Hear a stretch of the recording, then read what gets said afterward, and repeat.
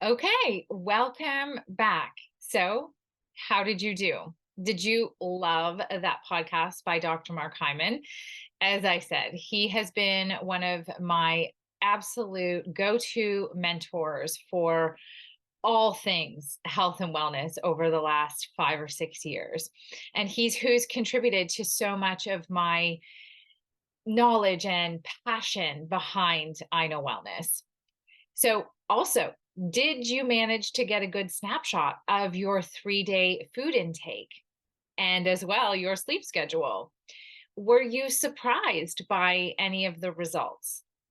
We will get further into your food choices and your sleep habits as we move through this course.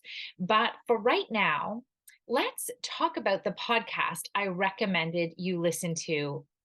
So, as you have listened in the podcast or chose to read in the show notes attached, you have learned that the epidemic of chronic disease globally is clearly linked to our inflammatory diet choices.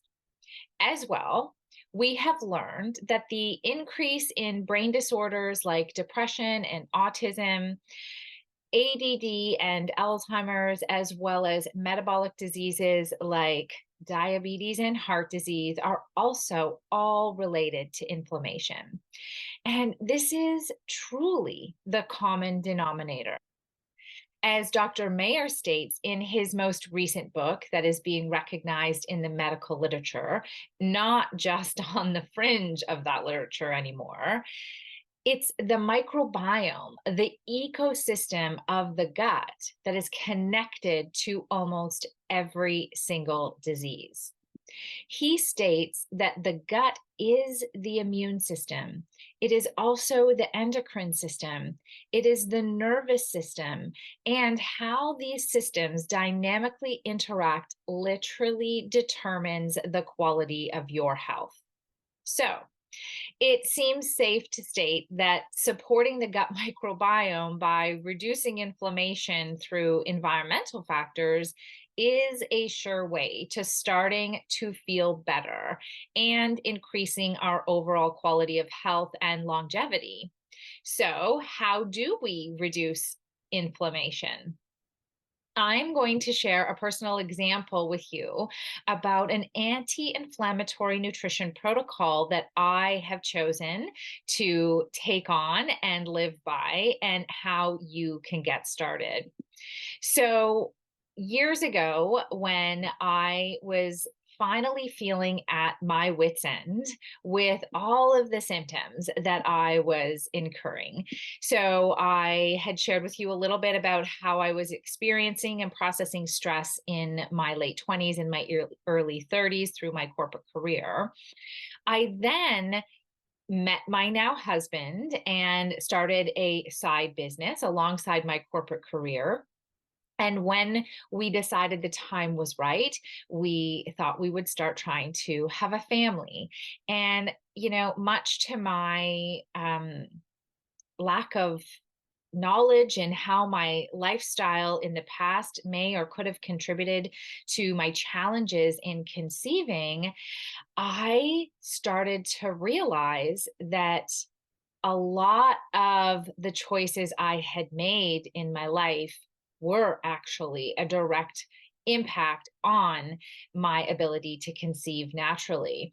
And at that time, I was working in health and wellness with a company, and I had already started to learn the fringe of the impact of lifestyle and food choices.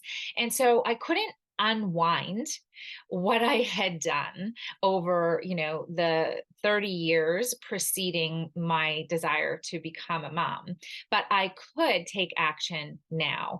And so it was through that process, which is obviously near and dear to mine and my husband's heart, that we started to realize we needed to make some lifestyle changes. And so inflammation in the body can occur in so many different ways, and there can be so many different symptoms that each person experiences differently. My endocrine system, my hormone system was absolutely disrupted by inflammation. And that was caused by lifestyle and food choices I'd made over the years. I also was diagnosed at the age of 42, I think I was. My daughter wasn't quite 2 yet. So I was 40 when I had her. So we did conceive successfully finally. We did need to use scientific intervention. And I'm a big proponent of medical intervention when needed. But around her 18-month birthday, I was experiencing very, very high levels of stress. And I ended up going to see a naturopath, whom I still see today, and I absolutely adore him. And he walked me through a whole series of questions and how I handle things and manage stress and, what was going on in my life. And one of the main physical symptoms that I was having was that for my whole life, I had had a very flaky scalp, but it was never diagnosed as anything that I could do anything about. Way back in my teens, I had a doctor diagnose it as seborrheic dermatitis, and it was something that, would come and it would go, it would come and it would go, but nobody related it to stress and nobody related it to inflammation in the body. And so finally, this brilliant naturopath told me that it was actually psoriasis. And psoriasis is an autoimmune disease, and some people have plaque psoriasis, which is, buildup of skin cells all over the body in different patches.